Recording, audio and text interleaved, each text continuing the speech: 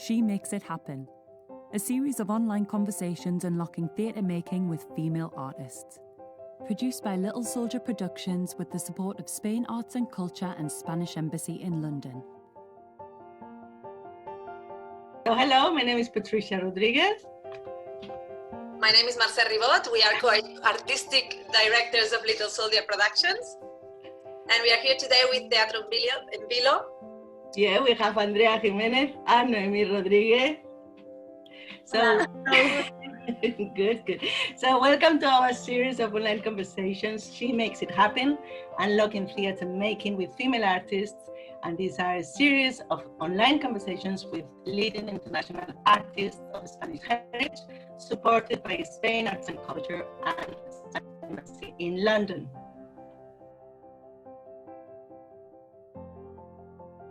Andrea Jimenez and Noemi are both co-artistic directors of a Spanish theatre company, Teatro and Vilo, although it was founded in London, I believe in 2012.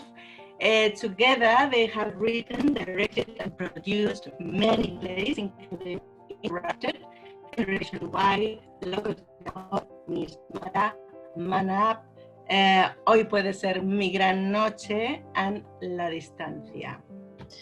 We met Andrea and Noemi at the Edinburgh Fringe many years ago. They were performing their first show. It was Interrupted, and I think at the time I was performing with Lispa-trained Martin Bonger. I was performing The Collision of Things. And I remember seeing their work and thinking how we shared a language, a common language on stage, that we shared this irreverent and playful sense of humor. And I really fell in love with their work. They are now based in Madrid, but they go from strength to strength. They have several critically acclaimed shows, and they've been winning awards internationally. And yeah, there's been many years since we met in that Edinburgh street, flyering each other for our shows. Flying in Edinburgh. We'll talk about it later. Andrea and Noemi define Teatro en Vilo. You can visit their website because they will explain it much better than we do. Define Teatro en Vilo as a platform for international and interdisciplinary collaboration between stage creators, artists, and researchers from countries around the world. Their shows are purposely built on the delicate line that separates theatre from life and fiction from reality. Their work combines the improvised and the choreographic, the grotesque and the autobiographical, absurd humor and physical comedy, and tenderness and irreverence. And I'm sure most of you have seen their work already, either in Madrid or in the UK, but they do tour around Europe. They do tour extensively in Spain, including the National Theatre of Spain, Teatros del Canal, Conde Duque, and then in the UK they've been in the Edinburgh Festival, Big Festival, the Mimetic Festival, where they have received numerous awards. So this summer they've been busy touring Hoy Puede Ser Mi Gran Noche. And next week, you are opening La Distancia with a live audience at the National Theatre of Spain, a show that was conceived and streamed during lockdown. And they have just announced, and I believe they are already working, I don't know if we can say that, with Centro Dramático Galego. They are doing Terceiro Acto, and they will open in Galicia on the 15th of April, 2021. Correcto, I did my research very well. Thank you very much. That was a very, very long. Thank you. That's the end of the conference. So we don't have time for anything else. Bye. No, don't go anywhere. We've always started with a really quick question to all our guests. If we were in a bar and we've just seen your show, what would be the drink of your choice? Yes, I would drink water or Aquarius. You can't find Aquarius in the UK. I've tried.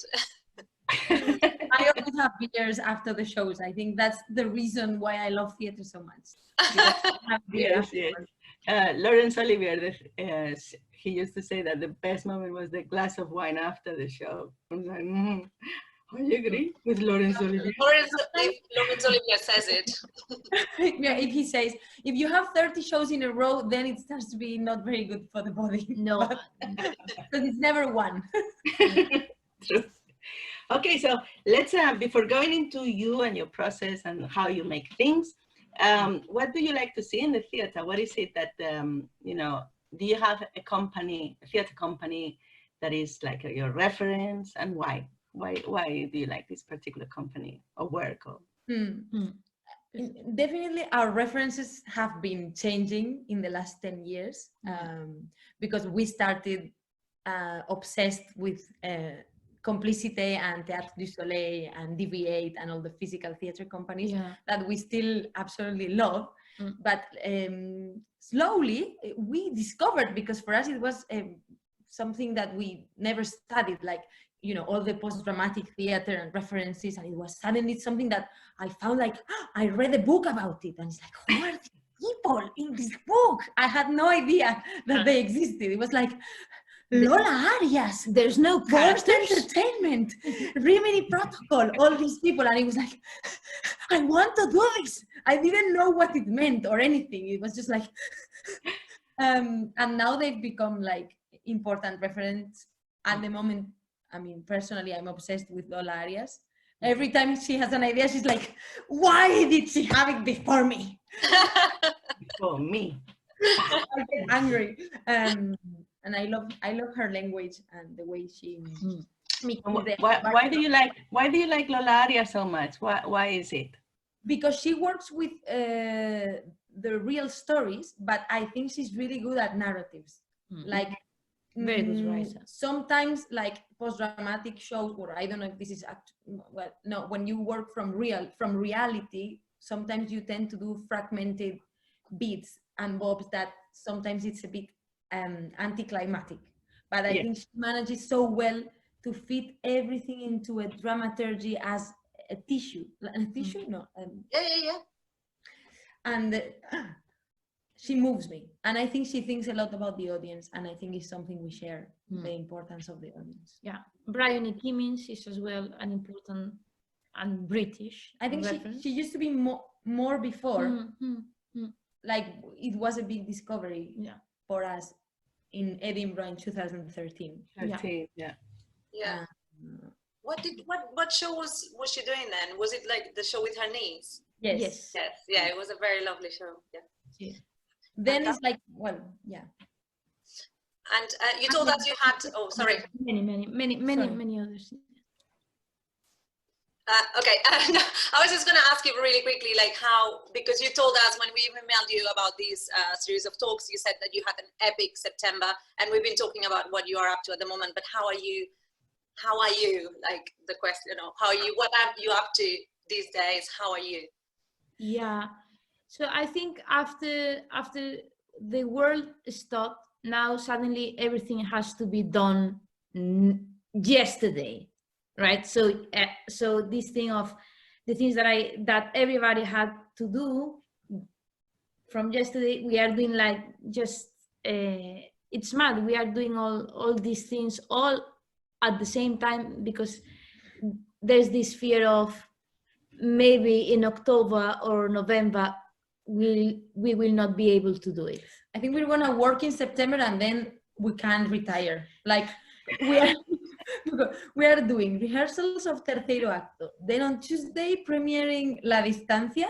Then we are traveling to Mallorca to do 3 shows for Hoy Puede Ser Mi Gran Noche. Yeah. And after we're rehearsing Man Up, that we are we're gonna tour the show, and we are doing the second premiere on the 2nd of October.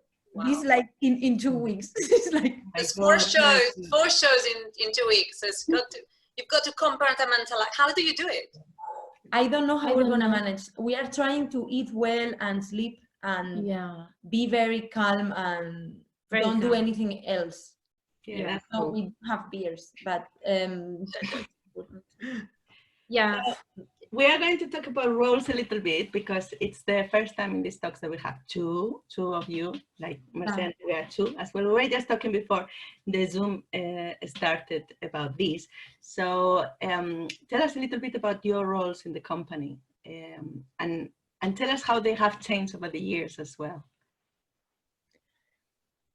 I think it's most important. Like, this is a question that has been a question that we ask ourselves every month or every week or in every process. This is something we talk about, and it's very important to be able to articulate the needs in the different moments, because we started as a group of 3 that collaborated with a 4th person, and it was all completely no roles, full devising.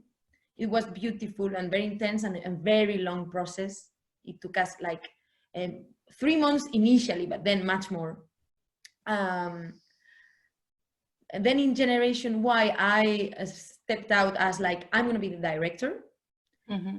But we had no figure of dramaturg. So in the sense of giving a structure to the full show, it was hard because we were starting, and it was like, sorry, now we need to all this beautiful devised material. What do we do with all this? And we managed, but it was like a very hard emotionally process. And after that, we decided to like own this area of directing and writing as a duo. Yeah. Okay. We started working a lot like this in Locos de Amor. That was this project that we did with people that were diagnosed with a mental illness. And it was a very like natural process of collaboration between us. But we never really mentioned ourselves as director or writer into the world or to us. We were just doing the show. But slowly we realized that as women and young women, all our work was gonna be considered made by no one, and we were only actresses. All the reviews, what great actresses. They are so funny, these actresses. And we started to get angry, very angry. Yeah. Because we were considering that the kind of theatrical language that we are proposing is something special in the Spanish context, and we felt that many other male were being considered like as promoters of a new language. And we thought our language is much more innovative than this that you're doing, and we're never mentioned as the creators of the plays. So we did photos of ourselves looking like, you know, the ones in serious. We are thinking here. We are thinking. Very cool. I'm having an idea. And actually, sorry, this was so interesting in the show that Ursula Martinez made with the 2 other comedians in Edinburgh. Yes, the Wild Boar. The Wild Boar, yeah. They had a big, strong comment about how reviewers always consider dramaturgical decisions from women theater makers as accidents. Yes. And that's constantly our feeling. So somehow we've decided to own those names of director and dramaturg as, you know, the old names. Yes. To be able to play the role and say, yes, I'm the director. We're both doing both things, but it's true that in the room, maybe I'm the one that takes more space in leading in the room, and Noemi takes more leadership in the dramaturgical area. But still, this is a conversation for us. Okay. Should it be like this? Should it not?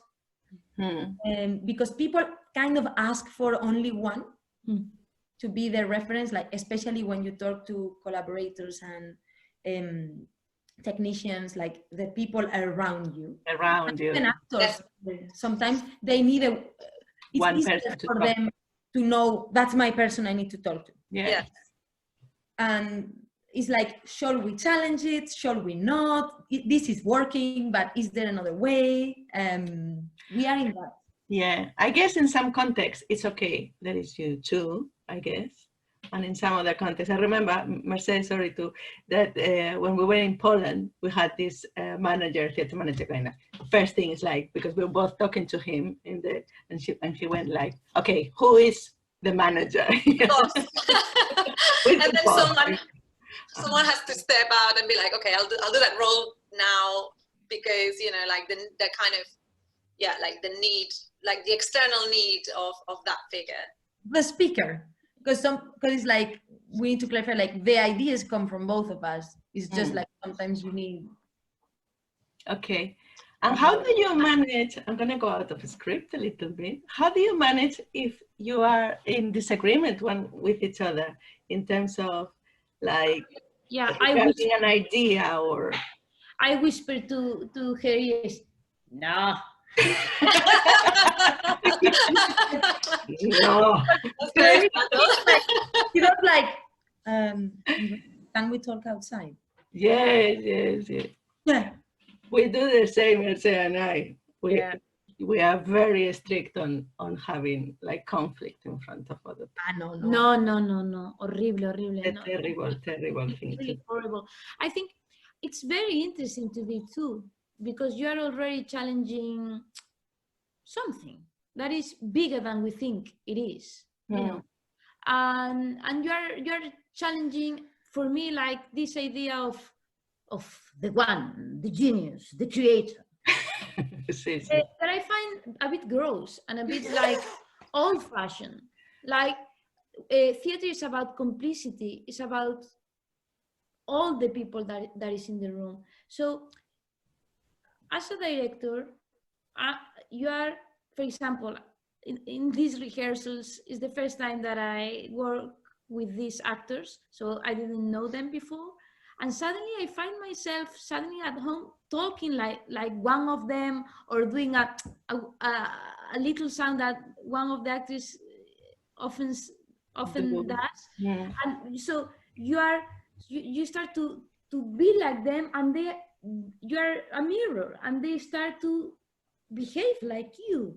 So if they find complicity here and love and, you know, and we are doing this confidence, we are doing this together, suddenly they trust even more than if you were just one. That's true. Because if I listen to her, all my body, without that, it's a mirror. Yeah, they get that. Yeah, everybody gets that in the room.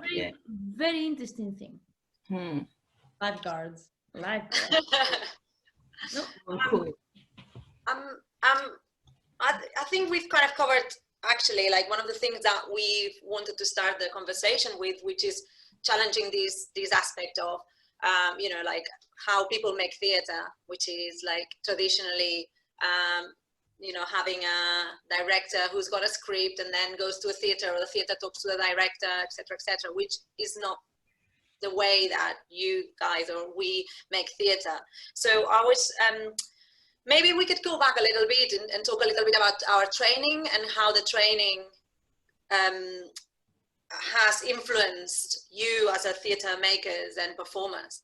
And do you think is that the key that explains the way you make theater? So yes, I guess if you talk to us a little bit about LISPA and your time there, or that kind of training that you went through. Well, like often people call us to us, look, I'm thinking about going to LISPA, that is not is not LISPA anymore, because now it's called Art House Berlin. They moved to Berlin. So they call me like, how was it? And the first thing that I say is like, it was the best experience in my life. At the end, they all go. Everyone goes. Everyone they goes. Should pay us. They should pay us. You will get a little commission every time that you get recommended. They give me scholarship, so I'm like paying back. That's true. Yes, it was very important. I didn't plan before going there the work that I'm doing now and the life that I'm having now. Like, it's not just an artistic decision. No. It affects the life the way I live. So huge, like how a place can modify your future.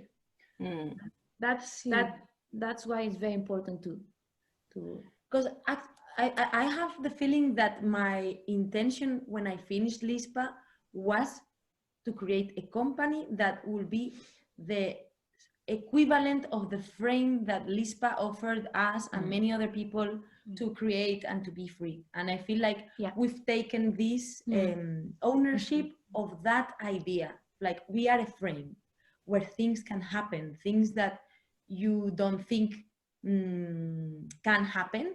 We are gonna be the frame, and we are gonna make the world and the shitty things be outside of this space that we're gonna keep as a place of freedom and playfulness and pleasure and love and work.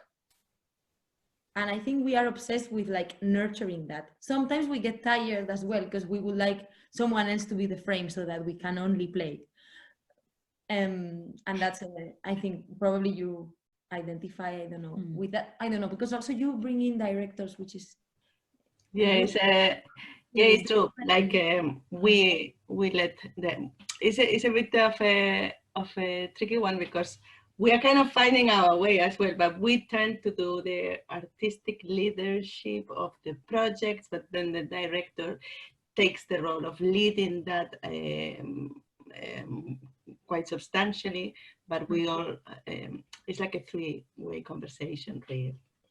And in terms for us, the work as well is quite autobiographical as well, so it has become more autobiographical with time. It has been evolved into that direction. Sorry, I want to focus on you because I'm really good. Okay, I want to ask because I'm very interested in this because you started in London as a company, but then you moved to Spain. Why did you move to Spain, and how did you find that that change in Spain? Like I guess it was like a long process of adapting or not, or tell us a little bit. Personally, I was tired of London because I was like the victim of I was the proletarian basic London human, like working as a babysitter and as a bartender, and I was feeling completely like out of my place. It was like I was constantly being patronized by everyone from work and also in theater making, because you're always the Spanish person that doesn't really understand the rules, so you always can get confused. Big people in the world in general always tell you that you're not doing it right, that's not the way things work. So when you're in a foreign country and someone tells you, no, sorry, here the things don't work like this, it's easier to believe it. When we got to Spain and we heard the same shit, no, here you cannot have a theater company, it's gonna be really hard, you know, you cannot access funding. We were like, sorry? sorry, no. We're gonna close ourselves in our house, we're not gonna talk to anyone because you're all depressed, and we're gonna make it. Good. It's what we did. That's what we did. We said, never go to lavapiés. Don't talk to them. To those people, they will break your dreams. Just after crisis, we arrived. Yeah, and it was people very were difficult. Really like times. Yes. And we were like here. We only had our phone and that we had been in Edinburgh and 2 awards. And we were like, hi, we are a theater company from no, we're super cool, and we were talking to the shittest theaters, and everyone was like, sorry, not interested, no space until 2020, and we were like, sorry, what's happening? Right. But then it was a big shock horror. But we were like, call this person, and we were like, all our contacts from my years of school, do you know someone that has a theater? And suddenly, eventually, we ended up meeting with this guy from Círculo de Bellas Artes, and he also said no to us. And I remember this moment when I was like, okay, fine, so no. And I was having a coffee with him, and he was like, do you want a cigarette? And I was like, yes, please, a cigarette. I relaxed, and I don't know why this man next day called us. Well, you want a loved you. And he was like, and that's where we started. It's amazing. Yeah. I'm terrible at interviewing because then I will go like, oh yeah, in my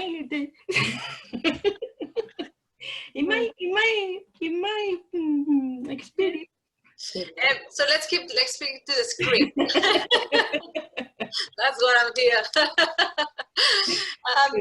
So yeah, going back a little bit on the maybe we can come back to this maybe a little bit later in terms of producing work in Spain and in the UK, and what are the main difference once you've passed that moment, that first moment of like coming to Madrid.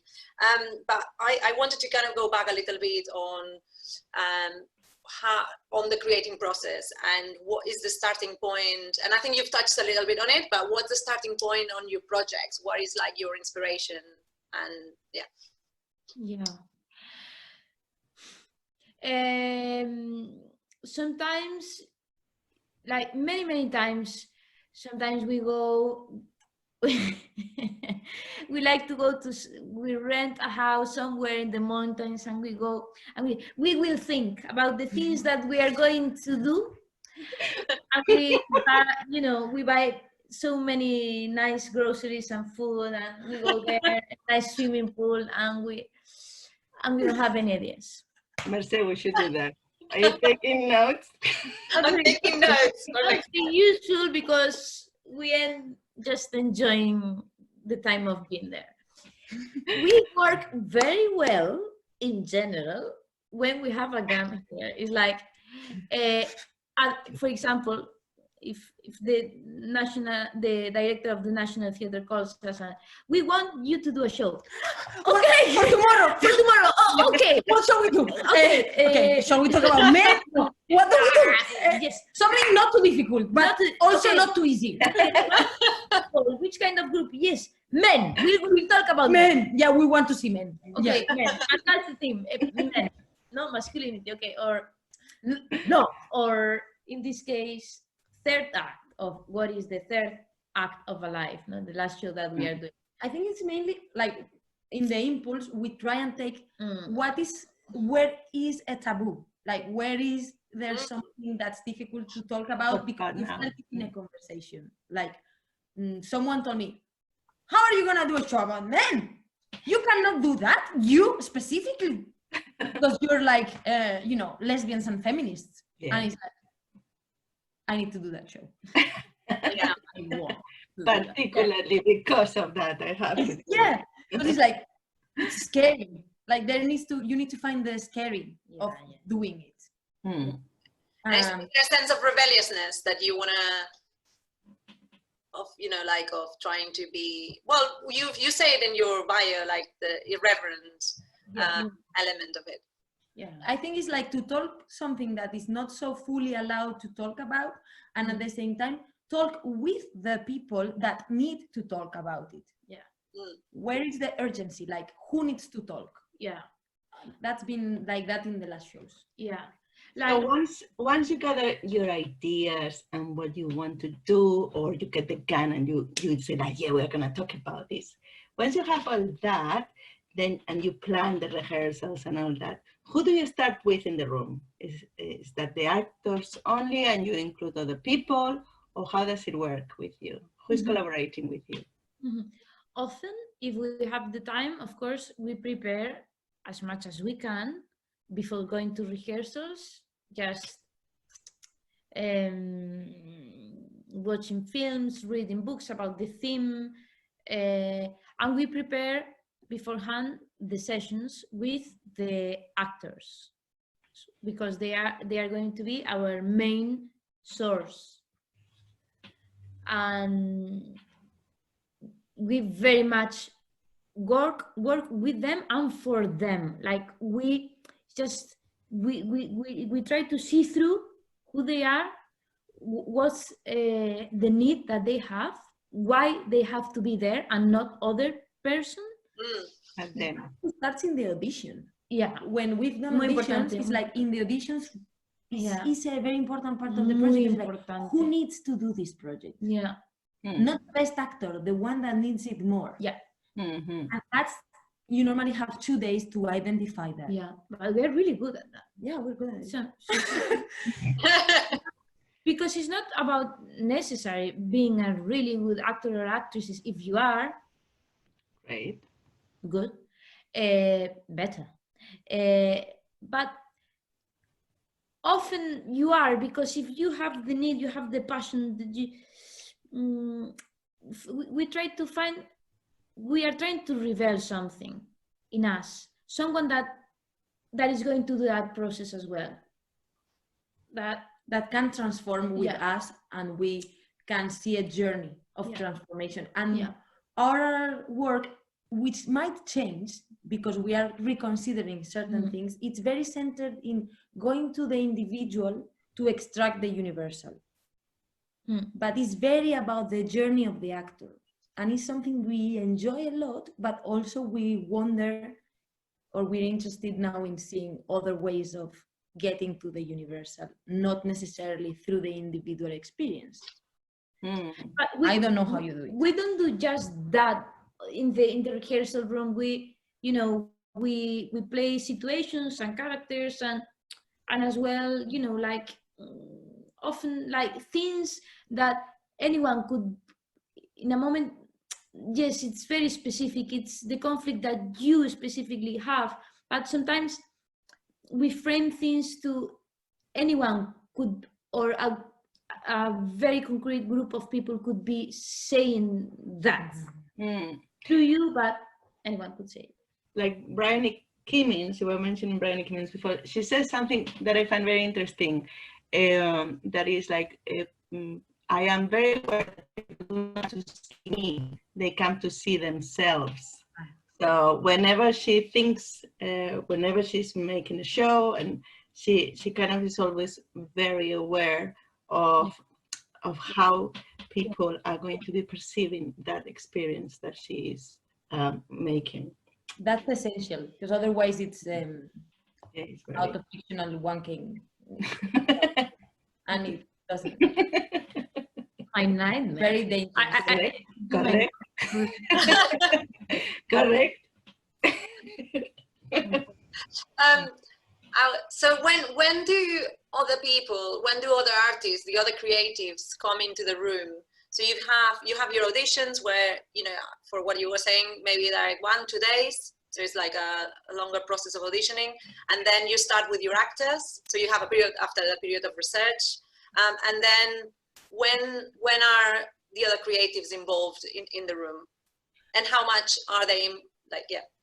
We started working with our choreographer 3 shows ago, and when it's possible, all the time since the beginning with her, because otherwise dance becomes something you put in afterwards, instead of being like how from movement you can also get to the themes, right? So she is very important in the last process. And with other collaborators, I think we're still trying to find out what's the best way, because it's not so long that we are collaborating with people we can pay, like set designer and costume designer and sound designer and light designer, all these people. Especially with the set designer and costume designer, the questions to me are still present, because when you work in devising and then the set designer comes, you don't let her so much space, because normally what you need is like an empty space that can mutate, and it's about clever. So we are wondering, now we're working with a new set designer that we're very excited about, who is Marta Pazos from Boadora. She's a director as well, and she's a very creative, visually creative and very radical proposing person, and we are collaborating with her now. She hasn't not been able to be in these first 2 weeks, but there is this need to be challenged by a set designer now, to say, put me at risk also visually, because I think that's our next step as a company, is to be stronger visually. Yes. So far, they are our first audience for the play. before presenting the play to the actors, we like to explain and enact how the play is going to be. So we already, you know, we are very like how they are feeling through the journey of us telling them. We feel things. Because to explain is like we do 2 weeks research and development, then we go and plan a structure, and then we improvise with that structure, and then we write fully the text, kind of. This can change, is more or less the process. And when do you then go into rehearsal? How many weeks of like rehearsals before you open a show do you tend to have? Because I think it's very different between like in Spain and in the UK, or no? We've actually fought for that a lot, because at the National Theatre they were saying 45 days and on a row. You cannot do separate. You cannot separate the process because it's not allowed. But we said we're not doing it if we don't get what we need, because that's the way we work. So yes, I cannot do it. I mean, I can, but it's not what I want to do. So we said we need 60 days and we need it split into 3. So say 15 days, 45 days. And it's kind of like a month and a half or 2 months in between every. So now we say that's the way we work. Okay. And we want to do this kind of show. And the reality is that we have always worked like that. Like we in fact, now because we developed a method of working that really will go really quick. But our first shows, they, you know, sometimes 2 years, 3 years to really complete the play. Yeah. Because we do put a lot of attention on really make a research. Like, it's not just about doing a play, of course. It's about. And this is something that, you know, we are very curious about, like, because it has evolved, this question in our experience quite a lot. So do you allow people in the rehearsal space, like people outside of the creative team, to have a look and to give you feedback, and to how do you feel about that throughout the process? Well, look, we don't let people to speak in general. Like, right. We don't like it at all. And like, the assistant director cannot speak to the actors. The actors cannot speak like, okay, we end an improvisation. We don't talk about it.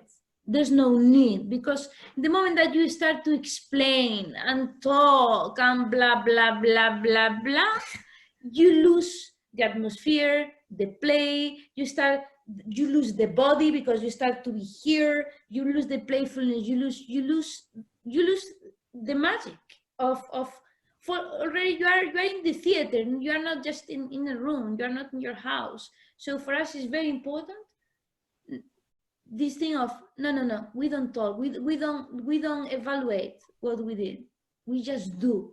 This is very important, very, very important, because it can, like at the beginning of the last process, you know, people come from other ways of working, so they do like, oh, I think that wasn't fully right, it didn't work, and it's like, shut up. You cannot say it didn't work. It was a big shit, but it was magnificent, because maybe this is the origin of what we're going to do. Even if it didn't work, this that you're daring to do that now doesn't work will work. And then you block an actor. You do block them, because they feel judged, and they block it themselves, because they're like, sorry, I didn't do, because I think, especially when we work with men, the first 2 days we hadn't expressed this, so they were like, yeah, that's really, really, really especially interesting, because when you actually feminism, and it's like, be careful. Because you don't need to express what feminism is. You need to experience it and then get angry and break something. You don't need to explain it to me. Yeah, yes. Or you explain it to me in a way that is theatrical, and that is, and when you shut up, then something burns, inside you, Yeah. and then it comes from another place that is much more interesting. Like what is important to say and what is not, and if it's really important, you find the way of, and you put it in the space. And then you we say always put you it can in always call us after rehearsal if you and have we can- something that Yeah, you need you want to to say, I said, Andrea, So- please. often you know. doesn't happen. It doesn't happen Go. because we open some spaces of talk, but they are like framed. It's like now we Yes. can. yeah. But just leaving the skepticism out of the room, no? Like that kind of way of criticism or And the skepticism intelligence. towards the word. And the intelligence. We like people to be stupid on stage, Stupid. just to be Exactly. quick and open. Yeah. But yeah, we about people in the room. We normally only open to the collaborators and eventually one or two friends that you know, our agent, like the press person, you know, people that are close to us, and they come, but we don't ask them for opinions. Okay. Or we both do. We take them, and what do you think? If we, And sometimes they give us, you know, sometimes, but it's more like danger, because it can affect you Yeah. too, not just the actors. Your Can affect you, your creativity. And do you read reviews after the show has opened? oh my God, yes I do. Yes I do. I study them. she's very into it. I'm not so much, but I read everything. It's very important to understand how, I don't just read the reviews, I read anything that goes into the newspapers or other media. It's important to understand as well how the world looks at you. So how are you projecting yourself into the world? And what does it mean? The way that they are, you know. Yeah. Yeah. Mm-hmm. And yeah, good. Yeah, very interesting. Just another housekeeping thing, sorry. If you want to have some questions, I'm just really mindful of the time. We have a couple of questions already. If you want to ask any more questions, make sure that you put them now in the Q&A, so we will be reading them before we carry on. We have so much things to talk about. There's so many questions we wanted to ask you, so we might have to do this again. Shall we go to the questions, Patricia, to the Q&A now? Yes, I have. Can you hear me? Because my Yes. sound suddenly went back. Yes, we can hear you. So we have one question here that says, Andrea mentioned something about the importance of who needs to talk in their stories. She's asking if you can please elaborate a little bit more on this one, Andrea. Who needs to talk? Who needs to tell their stories? Yeah. first there's a work from who you choose to work in your show, because you think this combination of people can get to understand something together, either because they are similar, they are all men, or they are all over 60, or they all have a mental illness diagnosis, right? So it's like, how similar are you and how different are you, and what is this saying about the world? All you men, look, you're so different from each other, but then you share this, for example, no? Or we're talking to a generation, it's like, oh, you're all so different, but you all suffered from a childhood during fascism and Frankism. You all live very obscure times of history, and even though you're completely different humans, you're the same. And then together you're realizing that you're the same, and that's something that they realize. So if someone is realizing something about themselves or about the world, then they need to talk. The same with Lola Arias when she does Minefield, Campo Minado, and it's like, these people, these three soldiers from Argentina and these three soldiers from the UK are meeting to understand how similar they are, though they thought they were so different, and they are discovering that, and the show shows this process of a person understanding something, and that's to me fundamental, because I don't think someone needs to talk when their story has already been elaborated by themselves. they need to talk when they don't know how to articulate their story. And that's where art can make it visible through movement and word and humor. And yeah. But it's something, it's difficult to explain really, because it's something about intuition as well. Like probably this person, like maybe doesn't imagine that, or because they don't know which is how is going to be the space that we are going to create or provide, but we do, and we feel that that person in that space that we are already projecting in our imagination and for the way we work, we feel that yes, she has to be there or he has to be there. I don't know why, but she has something. I say, tiene las palabras en la boca, tiene algo que presto en concreto, about this, yeah. We have a question from Mexico. We have a question from Mexico asking if you have any advice to start going deeper in that step into becoming more visual, like aesthetic decisions, and have these decisions on the stage. So if you have any advice on how to start this development. I think it's interesting because I think it's about, this is an advice that I'm also saying to myself, because I'm learning this, but it's like, okay, me personally, I'm used to working about the emotional journey of a person or a group of people, and that's where I get myself going. And then images come from that, but then it's like I try to put myself in things that I don't understand, like images that I just want to see, and maybe they don't make absolutely any sense, and I try to like let that part of the imagination flow, and then play them, propose them on stage, and then allow them to create new meanings, or also proposing exercises with the actors about image creation. And recently we've integrated a way of working when the play starts to appear, to associate it with paintings from the old art history, and then create a dramaturgy of paintings, and then reinterpret the paintings into stage. And then I think that's one way. And I think to create something that is not about me, the thing that we are talking is about the people that is coming to the theater, and that are going to pay the tickets.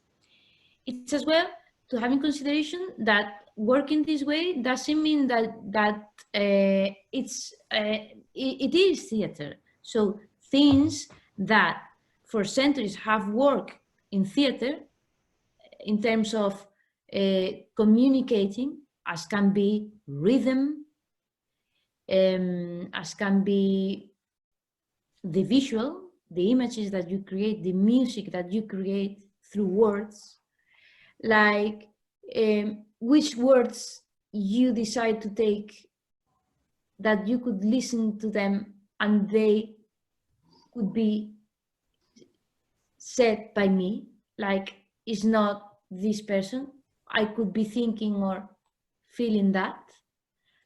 And yeah, and dramatical, like estructura dramática, like I mean to learn about and put attention about how you build dramatical tension and styles of theater, no sé si me estoy como have culture, theatrical culture, and put it there as well.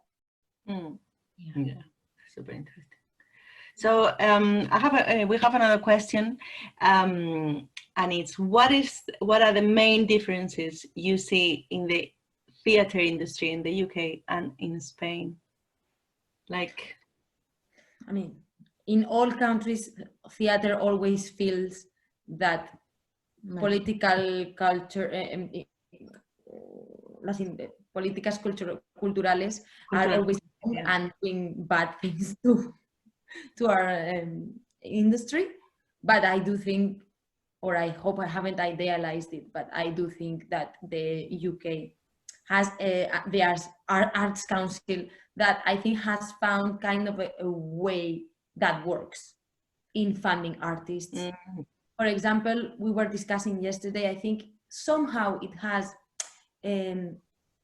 reduced the conflict between old theater companies and young theater companies, because you have funding for under 15,000, or I don't know if it's like this anymore, but like, and then you have categories. So you as a young company, you're not competing with Complicity. You're competing only with seeing people than you. So you get evaluated because of your artistic project and the way you sell it.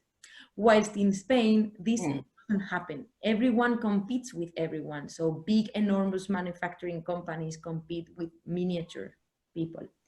And this hurts the system and the relationships inside the people of this system, because there's always a tension that cannot be resolved. And there are not so many ways of getting in the system.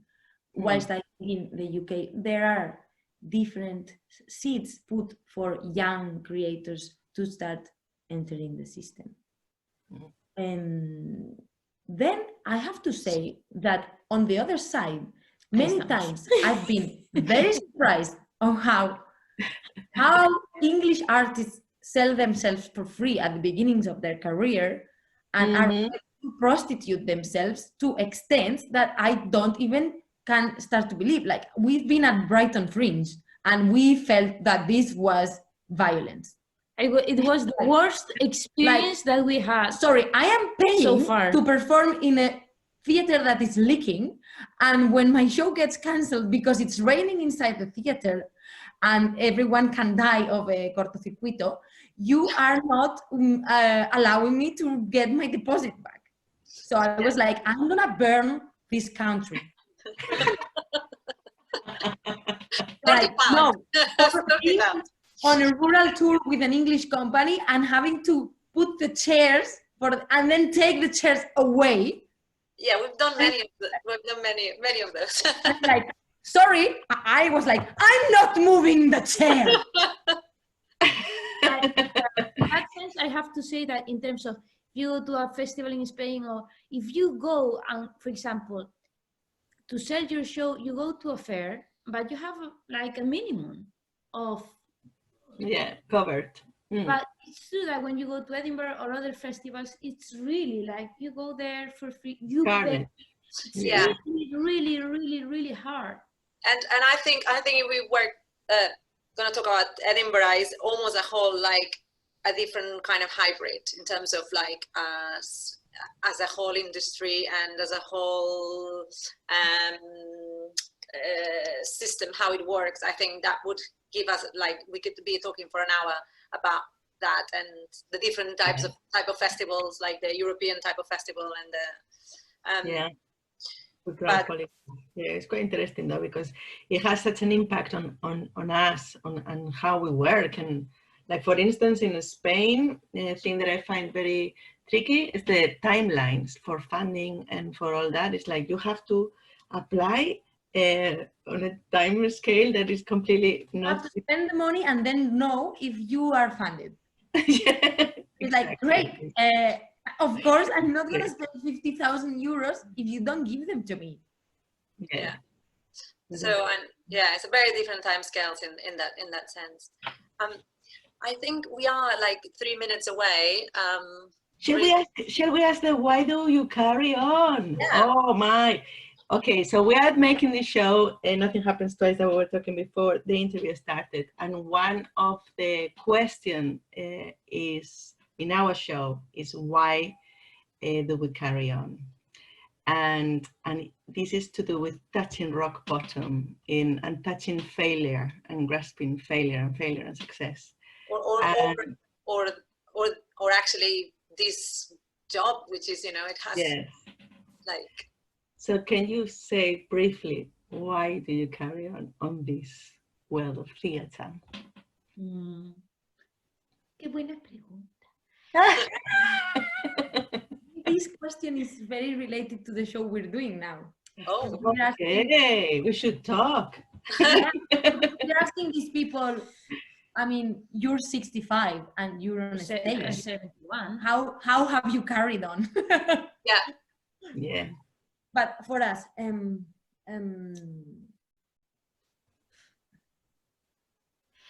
for so many things, love, not just the love of the audience that claps, the love of the people that you meet in the way, and the relationship, like maybe it's because the way we work, but we have been with the I don't know how many years, I don't know, I cannot remember, but like all the people that we have worked with are our friends, our very dear friends. Like it's people that we really love. Like we both met in this context, and I mean, and that is huge.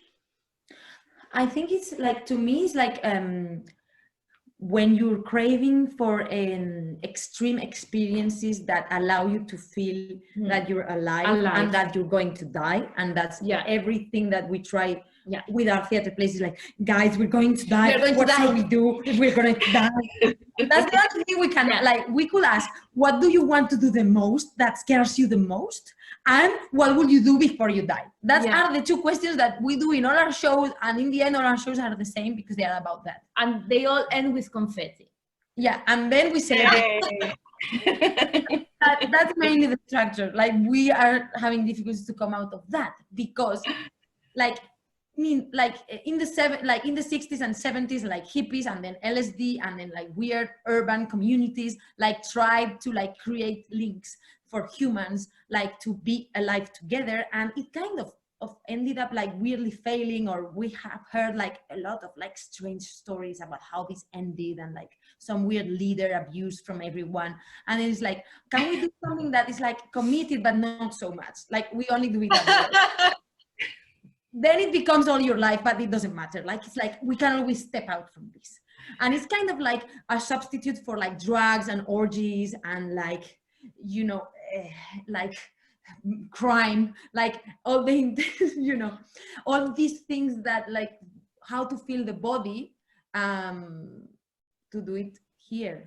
And then, because it's very beautiful when it happens that you go to the theater and you go out and you have the same feeling that Andrea is describing for the people that are doing, as well for the people that are receiving, and they cannot leave the theater. They feel so happy and they want to talk, and to our shows we always invite.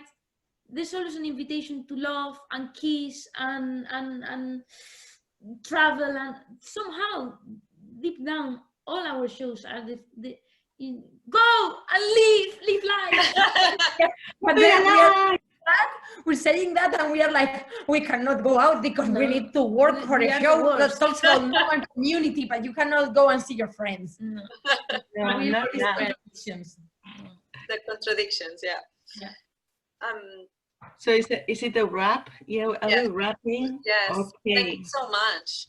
Thank you so much. It was so much fun to talk to you. Really fun and very fascinating. Particularly also because we do share a lot of things. We share apart from being two and stuff. It's great. I find it difficult because I feel like, you know, I want to talk and, you know, and I want to do like some private Zoom therapy session. I think it will be quite helpful. We'll arrange that. Excellent. Thank you to all our attendees. Thank you to everyone who has been watching us on Facebook Live, hopefully, although I still don't see the button, but hopefully people have been watching us on Facebook Live. And we want to say thank you so much to our sponsors, the Spanish Embassy in London, Spain Arts and Culture. And yes, see you. And we have another, next week we are back and we are talking to Almudena Dalia and to the fabulous Ursula Martinez. Please tune in, and it's going to be our last two talks in this series. Thank you so much and good night. Good night. Thank you. Thanks for watching. She Makes It Happen was produced by Little Soldier Productions with the support of Spain Arts and Culture and Spanish Embassy in London. For more information about Little Soldier Productions and our online talks, head to www.littlesoldierproductions.co.uk.